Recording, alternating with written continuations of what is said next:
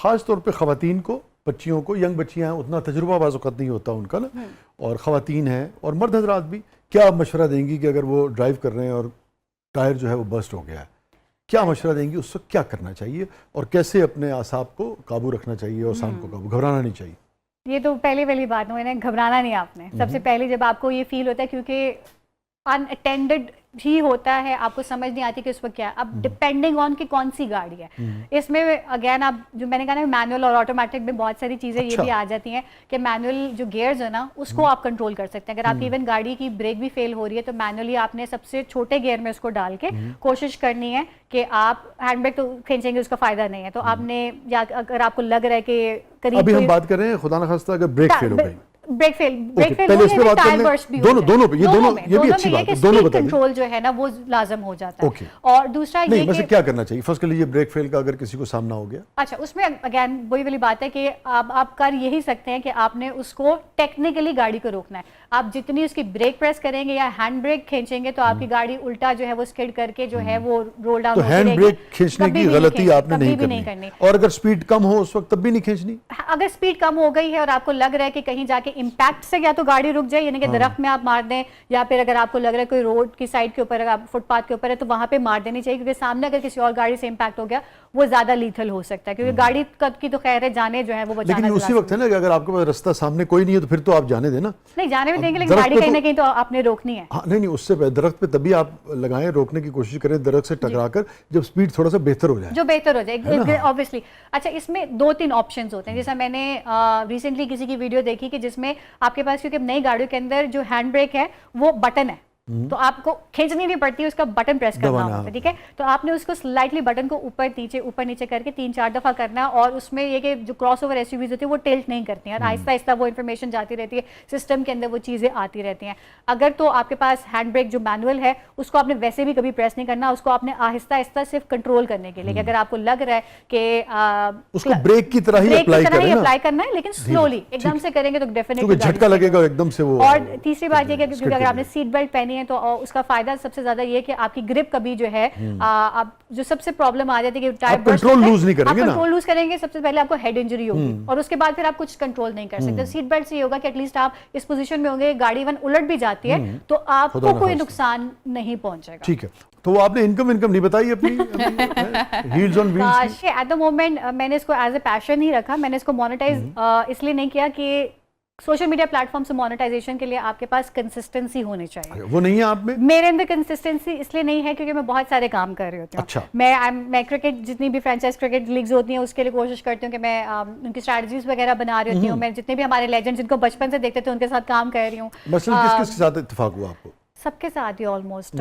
अभी हम देख रहे थे वसीम अकरम साहब के साथ भी आपकी, जी वो भी शाहिद अफरीदी जो एज ए क्रिकेटर मुझे कभी पसंद नहीं थे, और वो मैं उनके मुंह पे भी कहती हूँ एज ए क्रिकेटर। क्यों पसंद नहीं थे आपको? बहुत इनकंसिस्टेंट थे, जब भी मुझे लगता था कि शाहिद साहब की बात कर रहे हैं। जी शाहिद अफरीदी। लेकिन ये कि जब मैंने उनकी वो जर्नी देखी, बिकॉज वो हमारी लीग के प्रेसिडेंट भी थे, मैंने उनके शाहिद अफरीदी फाउंडेशन के काम देखे। As a human being is a gem of a person, और जितना काम वो पाकिस्तान के उन इलाकों में जाके कर रहे हैं तो वो लोगों को नहीं पता।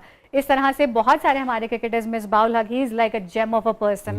वो भी बहुत सारे हॉस्पिटल्स के लिए काम कर रहे हैं, और अभी भी ये जितने भी हमारे लेजेंडरी क्रिकेटर्स हैं, ये जो लीग्स खेलते हैं, मास्टर्स लीग खेलते हैं या लेजेंड लीग खेलते हैं, उनका कोई ना कोई एक साइड इनिशिएटिव है दैट इज जिसमें ये अपनी सोसाइटी को पे बैक कर रहे हैं। ग्रेट। ये बताइए कि अभी ये जो आपकी जो फ्रेंचाइज क्रिकेट है ये PSL से हट के है ना, उसके लिए आपकी क्या जिम्मेदारी होती है? अच्छा, फ्रेंचाइज क्रिकेट लीग मीन्स के एनीथिंग जो कि जिससे आपके पैसे जो जनरेट हो जाए, जिस तरह से है तो PSL, IPL, ये सारी फ्रेंचाइज क्रिकेट लीग के उसके ऊपर आते हैं, एक्सेप्ट फॉर जो नेशनल आपके प्ले ऑफ्स हो रहे हैं, वर्ल्ड कप हो रहे होते हैं। तो ये सिस्टम पाकिस्तान के अंदर जो है तकरीबन 5-6 साल पहले आया था कि बहुत सारी टूर्नामेंट्स होने शुरू हुए, देन लीग्स हुए, क्योंकि PSL alone can not actually give the everyone the opportunity to play. अब उसमें ये कि जो नए टैलेंट है उनको लेके आने के लिए हमें छोटी छोटी लीग्स करवानी पड़ती है, जो कि बहुत से लोग कर रहे थे। लेकिन क्रिकेट का एक ऑलरेडी जो है वो मुझे लग रहा है कि डाउनफॉल हो चुका है, लेकिन अभी भी बहुत से बच्चे खेलना चाहते हैं। आप किस हवाले से बात कर रही हैं? डाउनफॉल इन टर्म्स ऑफ की परफॉर्मेंस डाउन हुई। पाकिस्तान ने कोई इतना बड़ा जो है अपनी अचीवमेंट नहीं रिकॉर्ड की, जिसकी वजह से ब्रांड्स नहीं आए, ब्रांड्स नहीं आए। तो पाकिस्तान के पास अगर पैसा नहीं आया या उनकी टीम के अंदर नहीं आया, क्रिकेटर्स को पैसा नहीं मिल रहा, ब्रांड्स नहीं मिल रहे, स्पॉन्सर्स नहीं मिल रहे, इंटरेस्ट कम हुआ उससे यूथ का, आपको लगता है? बहुत ज्यादा कम हुआ। कितने % आप समझती हैं? आपकी आजकल की जनरेशन को देखें, जेन जी को देखें, किसी को पता ही नहीं है कि ये इस वक्त हमारी प्लेइंग 11 में कौन कौन खेल रहा है। और मेरे जैसे इंसान जो क्रिकेट को बहुत डाई हार्ड, मैं जब बचपन में भी 8-10 साल की थी तो मुझे पता था कि मैं सारे मैचेस देखती थी। अब मेरा काम भी है कि मैं इसको फॉलो करूं, लेकिन दिल नहीं चाहता क्योंकि परफॉर्मेंस उस तरह की नहीं हो पा रही होती। और जेन जी जो है वो फुटबॉल की तरफ आ गई है, which is a good thing, अच्छी बात है। लेकिन मैं फुटबॉल उस दिन देखूंगी जिस दिन पाकिस्तान की टीम जो है कहीं ना कहीं जाके एक इम्पैक्ट क्रिएट करेगी। तो आपकी क्रिकेट की, इसका मतलब है जो टेक्निकल जो गेम है उसकी भी नो हाउ अच्छी है, थोड़ी बहुत कह सकते हैं। तो बाबर आजम को जो नई जिम्मेदारी दी गई है, इस बारे में आपका क्या ख्याल है? ये इसके ऊपर मैंने नीचे कोई भी कमेंट किया ना तो आपका प्रोग्राम जो है ना या तो वायरल होगा या बंद होगा। हम चाहते हैं कि वायरल हो, बंद ना हो, वायरल हो मगर अच्छे अच्छे अल्फाज में वायरल हो। उनके फैंस का जो उनके क्लब है उसके बारे में आइडिया नहीं है शायद। मेरी परसेप्शन थोड़ी सी रहती है कि देखिए किसी को बुरा भला नहीं कहना चाहिए, मगर अपनी राय जो है, मेरी राय जो है वो माहिराना राय तो दे सकते हैं ना, तो क्या राय है? मेरी माहिराना राय ये है कि मुझे लगता है कि थोड़े से ओवररेटेड हैं इन टर्म्स के बाबर आजम साहब इन टर्म्स ऑफ कि हम जब गोट कहते हैं ग्रेटेस्ट ऑफ ऑल टाइम ना, और हम कंपेयर करते हैं विराट कोहली से, तो हमें हमारे इसमें हमारी आवाम का भी बड़ा कसूर है कि हमने उस इंडिविजुअल को इतना ग्रो नहीं करने दिया कि जहां वो उस लेवल पे चले जाएं, वो खुद भी ग्रूम होते हैं, वो अपने साथ और भी लोगों को करके आते हैं। अगर वो वर्ल्ड के बेस्ट बैटर हैं तो उनको उस कैटेगरी के अंदर रहने देना चाहिए जब तक कि वो उस लेवल पे चले जाए कि उनको देख के हमारे पास 5-6 और इस तरह के बैटर्स आ जाए। अब प्रॉब्लम ये होगी कि हम एक ही गोट को कंसिडर करते हैं और हमारे पास और कोई ऐसे रोल मॉडल्स नहीं है।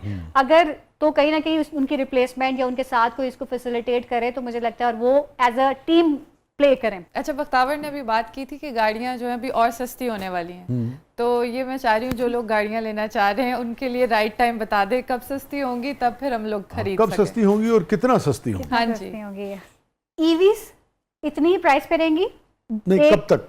1 साल के अंदर जितना इन्फ्लक्स आएगा इलेक्ट्रिक व्हीकल्स की प्राइस वही रहेगी। अच्छा, वही रहेगी जो इस वक्त है? जी। ओके। पेट्रोल वेरिएंट्स जो हैं तकरीबन 1 महीने के अंदर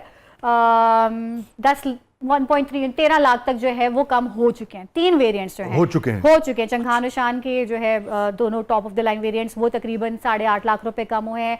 किया की गाड़ी के तकरीबन 10 लाख हुए हैं। पीजो जो है वो 10 लाख हुई है, और इस तरह से बहुत सी गाड़ियां कम भी हो रही हैं पेट्रोल बेस्ड। ये आप बात कर रही है जो बजट का इम्पैक्ट आया उसके ऊपर, टैक्सेस का इम्पैक्ट है, ये आपका तज्जिया है? नहीं, टैक्सेस हो चुके हैं।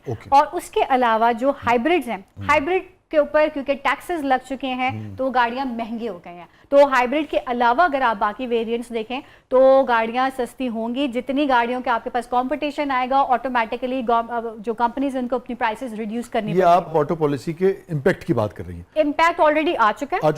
अब सस्ती होंगी, कब तक होंगी? ईवीज की अगर बात करें, जिस तरह से मुझे पता है कि हर कंपनी ने अगर 5-6 जो हमारी टॉप कंपनीज हैं उन्होंने ऑलरेडी 4-5 मॉडल्स वेरिएंट्स जो हैं वो पाकिस्तान में इंट्रोड्यूस करवा दिए हैं। अब 5-6 और आने वाली है, तो जब आपके पास ढेर सारी वैरायटी होगी तो वो मार्केट कंपेटिटिव हो जाएगी। अब जो आप कह रही हैं 4-5 और कंपनीज आने वाली हैं, ये कब तक आने वाली हैं? बहुत सारी कंपनीज जो ऑलरेडी पाकिस्तान में आ चुकी हैं वो अपने प्लांट्स तक लगा रही हैं पाकिस्तान के अंदर। लॉन्च कब तक करेंगे? हर एक की अपनी टाइम। आपके पास क्या मालूमात है? मेरे पास ये मालूमात है कि तकरीबन इस जून के बाद अगले जून तक हमारे पास 3 से 4 कंपनीज जो हैं वो नई पाकिस्तान के अंदर आने वाली चाइनीज ब्रांड्स। ठीक है। इसके अलावा हमारे पास 1-2 जो है यूरोपियन भी आ सकती हैं, लेकिन अभी तक बिकॉज प्रॉब्लम जो अभी जैसा हमारे GWM के कुछ टैंक 500 जो लॉन्च हुआ उसमें PHEVs और HEVs के अंदर डिलीवरी टाइम को बहुत प्रॉब्लम आ रहा है। तो गवर्नमेंट की भी रेगुलेशंस वगैरह कम थी कि जिसमें कस्टमर को बड़ा नुकसान हो रहा था कि नहीं वो पॉलिसी के पैसे लेते हैं, वो डिलीवरी नहीं हो रही, तो उसकी वजह से नई कंपनी थोड़ी सी हेजिटेंट है। तो जो मैं आपकी बात समझ पाया, 1 साल के अंदर आपका ये कहना है कि 5 से 6 कंपनीज और आ जाएंगी, तो ये मिला जुला के को 12 से 15 के करीब हो जाएंगी ना, इससे भी ज्यादा। ठीक है। इसका इम्पैक्ट जो है, इसका इफेक्ट क्या आएगा? कितने % आप समझती हैं कि ओवरऑल गाड़ियां 1 साल के बाद या 1 साल के अंदर फिर उनकी प्राइसेस कम होगी? 20%, 30%, 30% on the petrol based variants. अच्छा। और ईवीज जिस तरह से मैंने कहा, क्योंकि ईवीज के ऊपर अभी गवर्नमेंट की तरफ से रिलीफ है, इसके सिर्फ रजिस्ट्रेशन चार्जेस होते हैं। ठीक है। तो